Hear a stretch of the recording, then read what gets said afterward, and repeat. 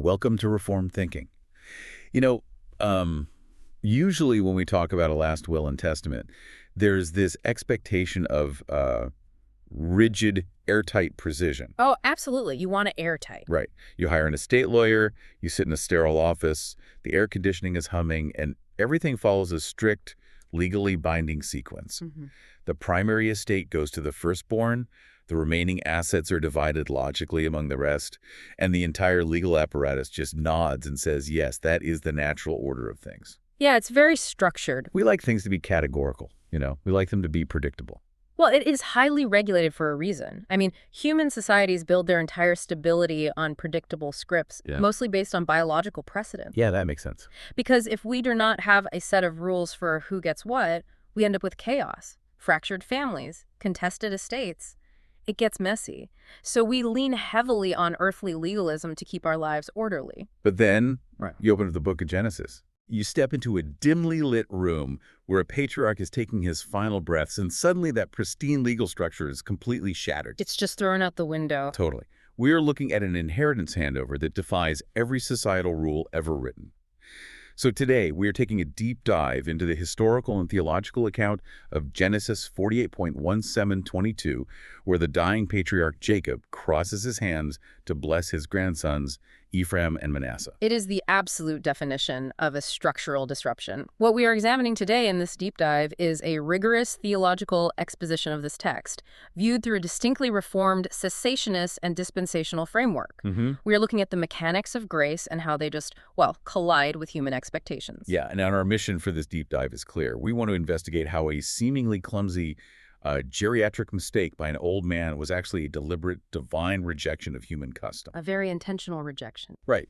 It was designed to show you that God's grace operates entirely by his sovereign decree. It is independent of our earthly expectations or, biological credentials. Yeah, it doesn't care about your resume. Okay, so let's unpack this. We need to start by setting the historical stage. We have to understand the massive societal expectations crashing into this tiny, intimate room in Egypt. So, set the scene for us. To grasp the weight of this moment, we have to travel back to approximately 1860 BC. Okay. We're not just looking at a grandfather spending his final sentimental moments with his family. Jacob is 147 years old. Wow, 147. Yeah, and his physical body is failing him. His eyes are dim with age. He is living in Goshen, which was a fertile, designated region in Egypt. Right, because they fled the famine. Spot on. He had moved his entire family there to escape a devastating global famine that had ravaged Canaan. And his son, Joseph, is the Grand Vizier of Egypt.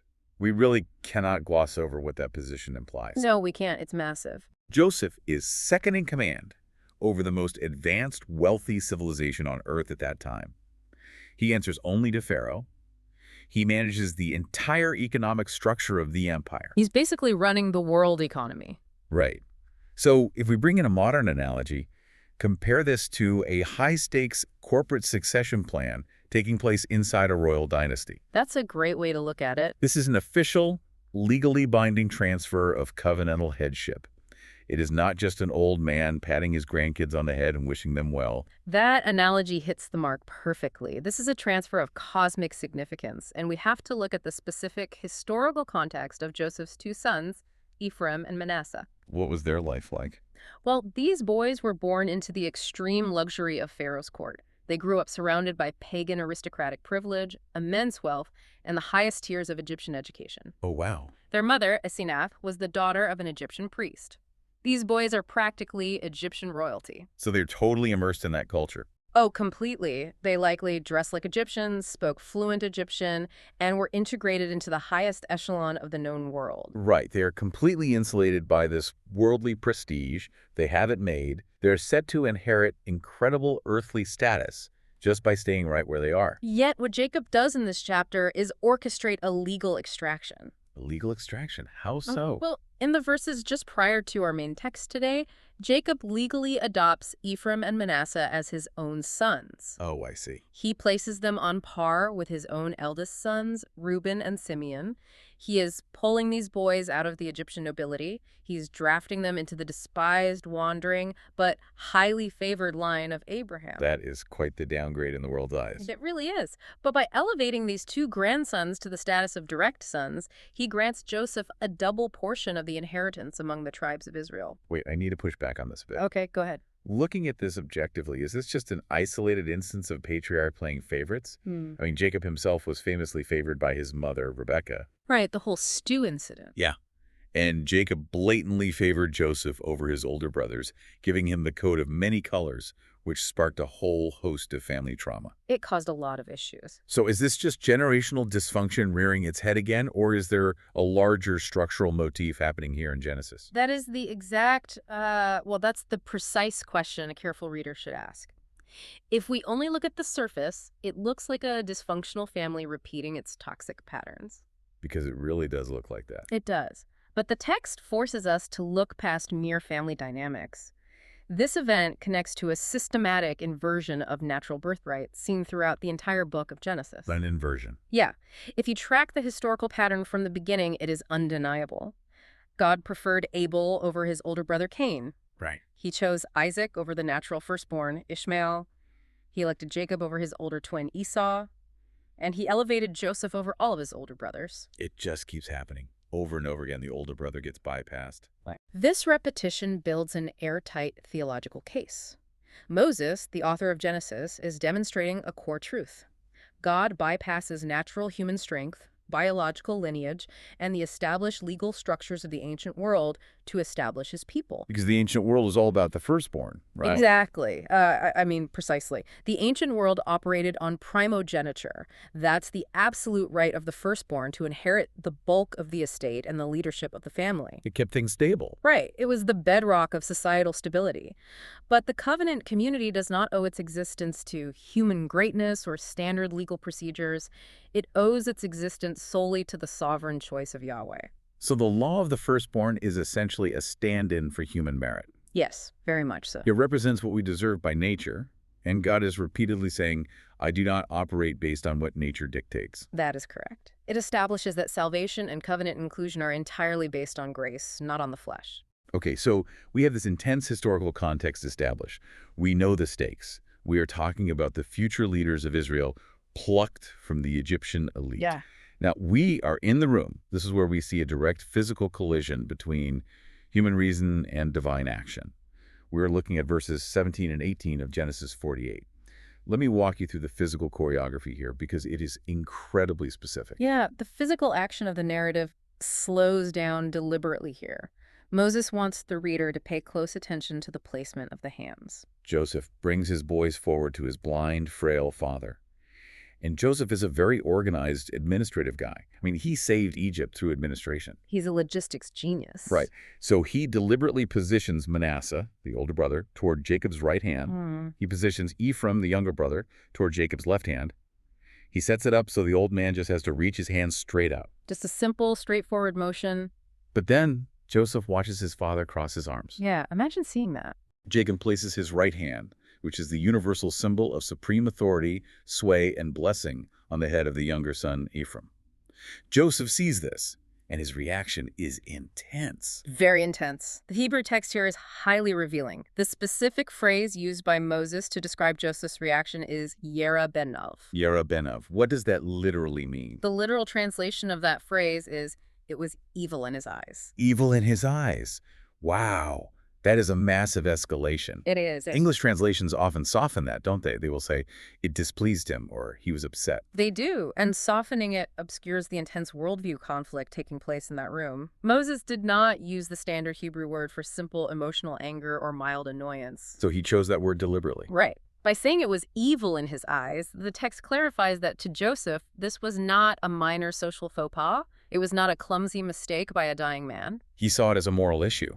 Exactly. I mean, yes, a moral and logical violation of the natural order. Joseph sees the right hand going to the wrong boy, and his administrative, justice-oriented mind registers it as a fundamental wrong. To Joseph, the right hand belongs on the firstborn.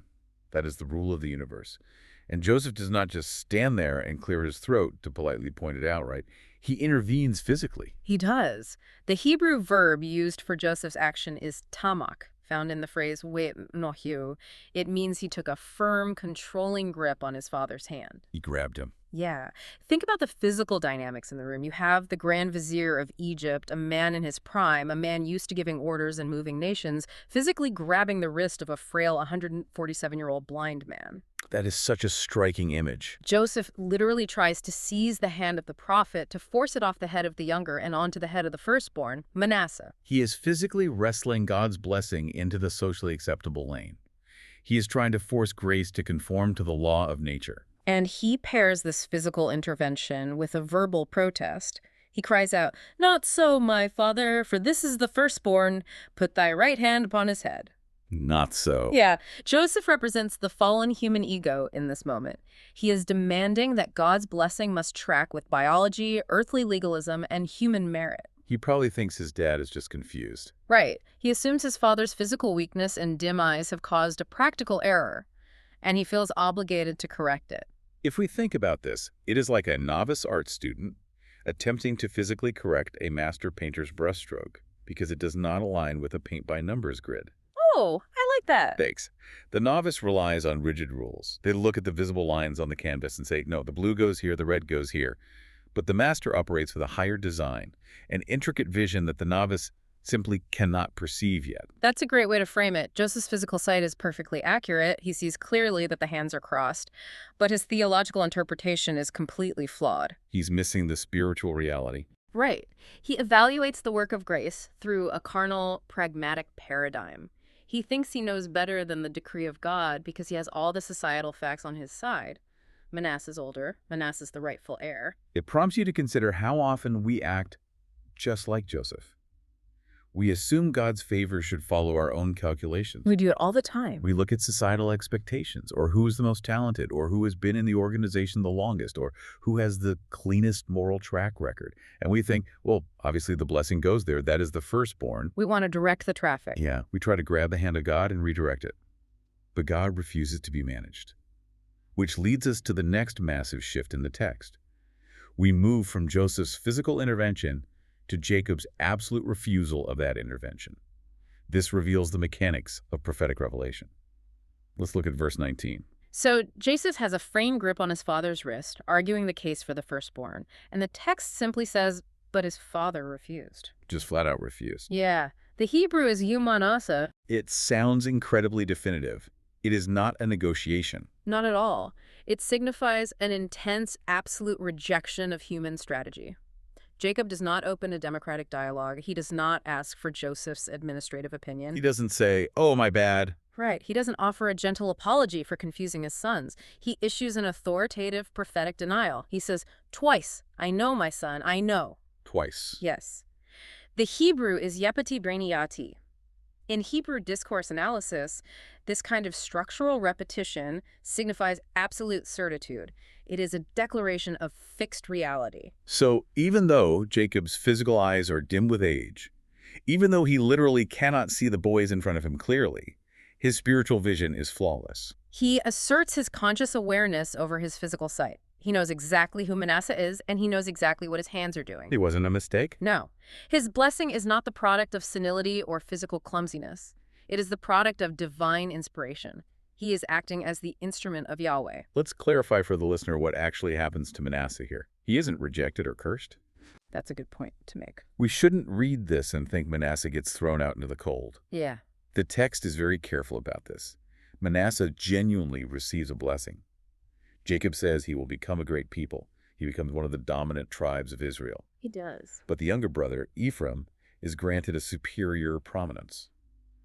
Jacob prophesies that Ephraim will become a multitude of nations, or a fullness of peoples.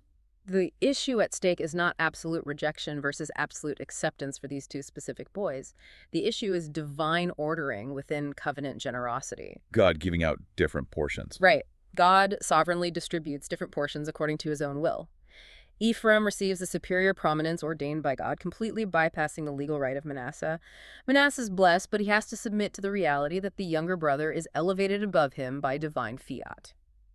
I want to pivot slightly to the theological framework we discussed earlier. We're viewing this through a cessationist lens. How does that specific framework inform what is happening with Jacob's physical hands in this moment? What is the theological weight of the laying on of hands here? Well, if we look at the broader landscape of redemptive history, the cessationist framework stresses that during this patriarchal administration of the Abrahamic covenant, the laying on of hands was a unique, infallible prophetic decree. Because they didn't have the Bible yet. Spot on. We have to keep in mind that the canon of Scripture did not yet exist. God communicated his binding decrees through the physical manipulation of human hands by these chosen patriarchs. That makes sense. When Jacob laid his hands on those boys, he was writing scripture, so to speak. He was enacting an infallible historical promise. It was an official legal mechanism for that specific era of biblical history. It was how God communicated before we had the completed Bible. That is the core argument. The cessationist view contrasts this historical reality with modern charismatic mysticism. We see movements today where people seek to replicate this kind of physical prophetic hand-laying. Oh, yeah, you see that a lot. They act as if modern leaders can issue infallible decrees or impart grace, health, or guaranteed futures through their own hands. Okay, I have to play devil's advocate here. Go for it. Why is that so problematic? Human nature is wired to want something we can touch. If God acted through tangible hands in Genesis, why would it be so wrong for someone to want that same tangible physical blessing today? It's a fair question. Why can't a parent cross their hands over their kids today and decree a specific guaranteed prophetic future for them?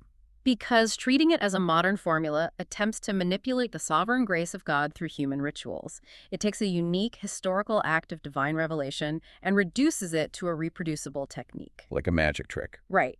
Jacob's action was a non-repeatable patriarchal act directly connected to the delivery of new revelation. The cessationist argument is that once the biblical canon was completed, this specific mode of infallible physical revelation ceased.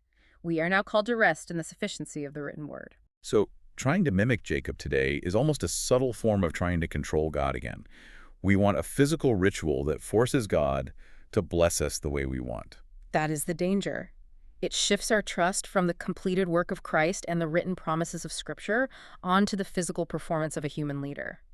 We are called to trust that God's providence will unfold without our need to forcefully direct it through replicated physical rituals. Okay, so we have this localized family dispute, hands crossed, a son upset, a father refusing to budge, an infallible decree issued. But this event does not just stay in that bedroom in Goshen. No, it echoes out. It reverberates through centuries. Let's look at how this specific, awkward blessing shaped the prominent national identity and the geographical future of Israel. This brings us to the codification of the reversal in verses 20 through 22. Moses intentionally moves the narrative from a personal, intimate family blessing to a massive institutional reality. He zooms out. He does. In verse 20, Jacob declares, "In thee shall Israel bless," saying, "God make thee as Ephraim and as Manasseh." He institutionalizes the event. He turns this awkward, tense moment into a national liturgy. He forces every future Israelite generation to recite an act of divine inversion. Think about the sociological impact of this. Whenever a parent blessed their child in Israel from that day forward, they would use the names of the younger placed before the older. Always Ephraim first.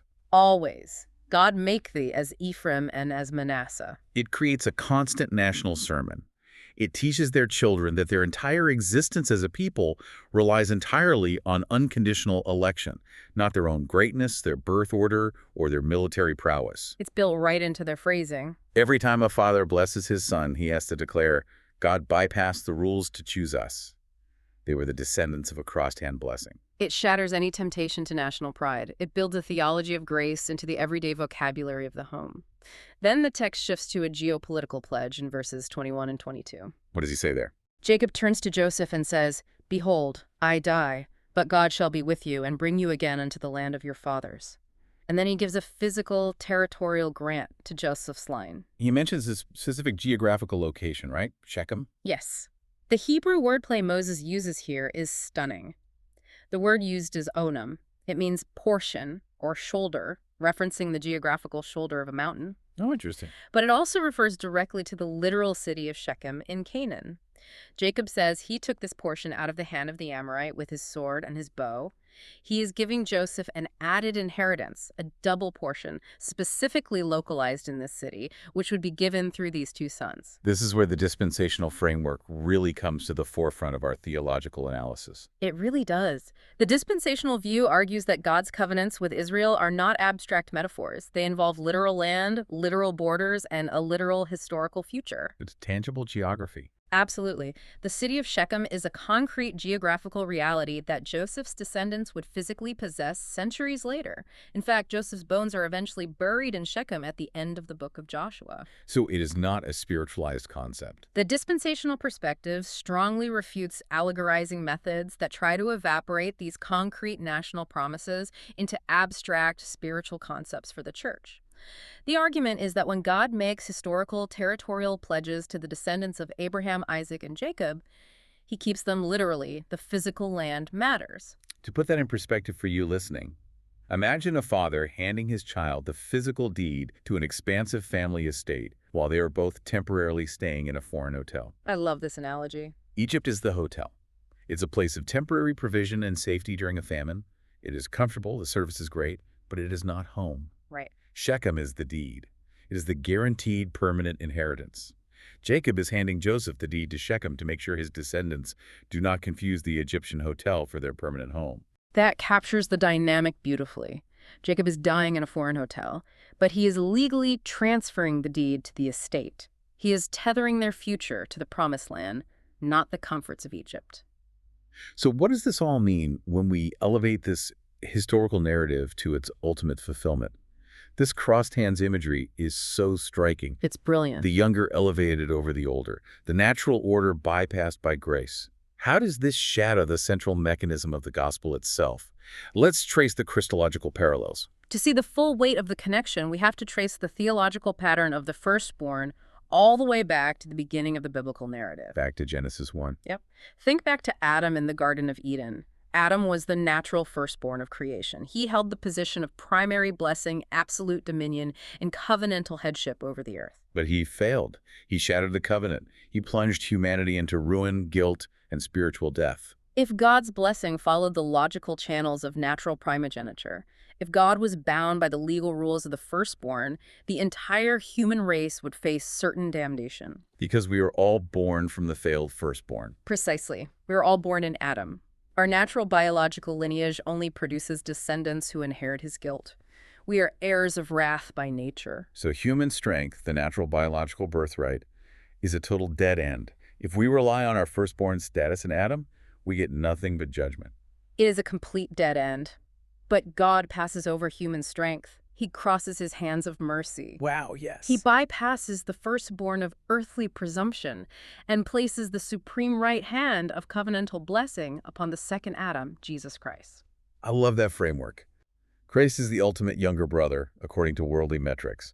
When you look at his arrival on earth, he did not possess the political majesty of the Roman Empire. Not at all. He lacked the institutional pedigree of the Sanhedrin in Jerusalem. He wasn't born in a palace in Rome. He was born in obscurity and raised in a backwater town called Nazareth. The prophet Isaiah predicted this exact dynamic. Isaiah says, "He had no outward form or comeliness that we should desire him." When the world looked at Jesus, they saw a carpenter from Galilee. Just an ordinary-looking guy. Right. They saw nothing worthy of the right hand of supreme blessing. He did not fit the legalistic societal expectations of what a Messiah should look like. And when he presented himself to the religious elites of his day, they reacted precisely like Joseph did at that bedside. They grabbed the wrist, so to speak. Yes, but instead of just grabbing a wrist, they reacted with murderous malice. The Pharisees and Sadducees looked at Jesus and essentially cried, "Not so, Father. This is not the right guy." They wanted to correct God's hand. They demanded that God's favor align with their religious calculations, their institutional rules, and their theological checklists. When Jesus did not fit their mold, they completely rejected him and crucified him. But God the Father overrode human opinion just as Jacob overrode Joseph. He refused. He refused the rejection. The stone that the builders rejected became the chief cornerstone. God raised Jesus from the dead and set him at his own right hand in the heavenly places. The right hand of blessing was placed squarely on the one the world deemed unworthy. It forces every listener to evaluate their own standing. How often do we secretly rely on our own credentials? More than we care to admit. We rely on our biological lineage, our moral track record, our church attendance, or our intellectual superiority to earn favor with God. But your standing in grace relies entirely on this cross-shaped wisdom. It bypasses all of that. It bypasses all your earthly credentials. You are blessed not because you are the strongest, but because God sovereignly crossed his hands and placed the blessing on Christ. And by faith, you are hidden in him. This historical event provides the architectural blueprint for the gospel of grace. That brings us to how this ancient text confronts modern theology. The analysis we are working through systematically dismantles several contemporary theological errors by applying the absolute sovereignty demonstrated in this narrative. It hits several targets very clearly. Let's walk through these frameworks, and I want to spend some real time on each one. Let's start with Arminianism and Pelagianism. Break down what those terms actually mean in practice. These frameworks, broadly speaking, deal with the mechanics of human salvation. Pelagianism, rooted in the teachings of a 5th century monk named Pelagius, argued that human beings are fundamentally good and capable of choosing God entirely on their own moral strength without the need for prior divine grace. They think we could just pull ourselves up by our bootstraps. Basically. Now, Arminianism is much more nuanced, but at its core, it suggests that God's choice of humanity is contingent upon humanity's free will choice of God. In this view, God looks down the corridors of time, foresees who will have the faith to choose him, and then issues his blessing based on that foreseen human action. So in that system, the blessing is a reaction to human merit or human choice. Yes, it reacts to man. But this text in Genesis 48 completely short-circuits that idea. Look at the narrative. Ephraim did absolutely nothing to merit the right hand of blessing. Nothing at all. He didn't speak, he didn't position himself correctly, he didn't demonstrate superior morality compared to Manasseh. He was just standing there, younger, weaker, and completely passive in the transaction.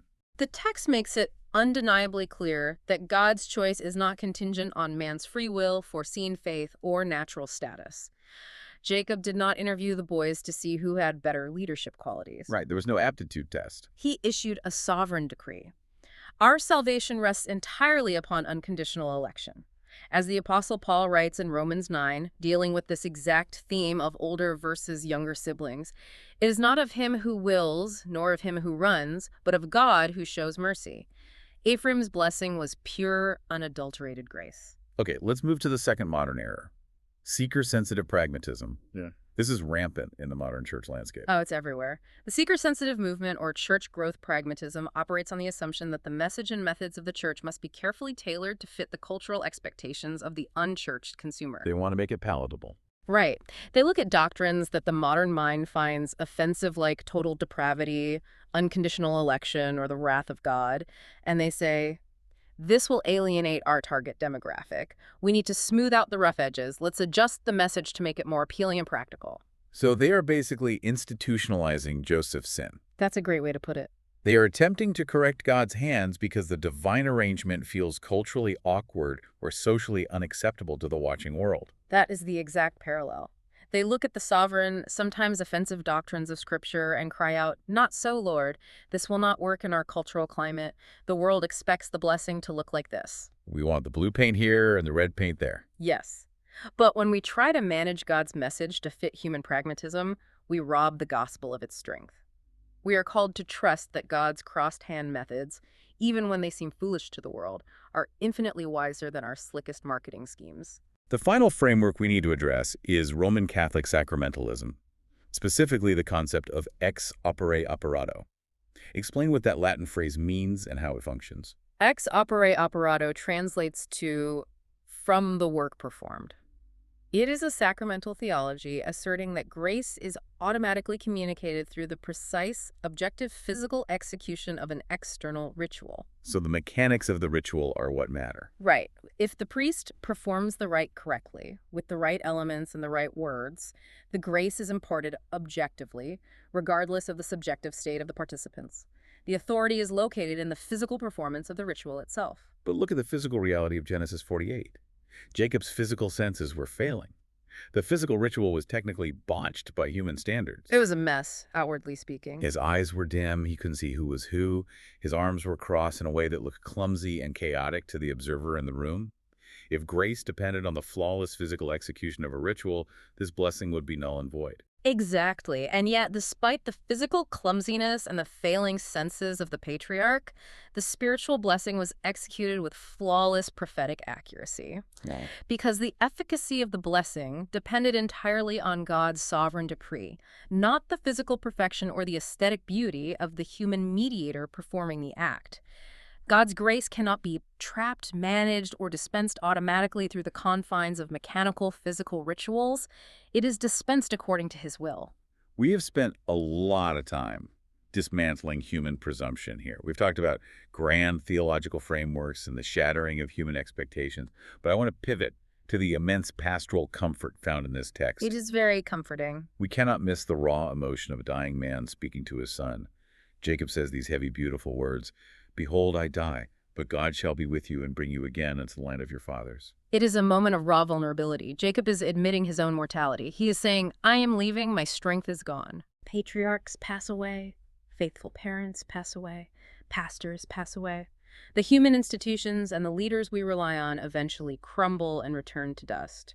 But the covenant of Yahweh outlives the grave. It is the ultimate pilgrim hope. You live in the present age, you might be staying in the Egyptian hotel, maybe things are going well, or maybe you are suffering, but you are seeking a future permanent kingdom. You're waiting for Shechem. Right. When earthly comforts fail, when political structures shake, and when society trembles, the believer is secured by the living God who keeps his historical promises. God did not abandon his promises when Jacob took his final breath, and he will not abandon them when we face our own mortality. Jacob knew that the promise of the land, the promise of the inheritance, was guaranteed by God himself. And for us today.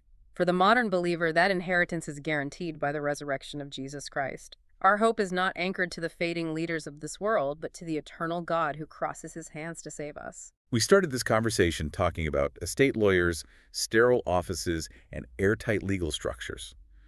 We are wired to expect inheritances, blessings, and success to follow the rigid, natural rules of our society. We want things to make sense. We want the firstborn to get the prize because it makes sense to our administrative minds. But Genesis 48 pulls back the curtain and shows us a God who reaches past the legal errors of human pride. He bypasses it all. He crosses his hands, bypasses our earthly credentials, and places his ultimate saving blessing on the undeserving.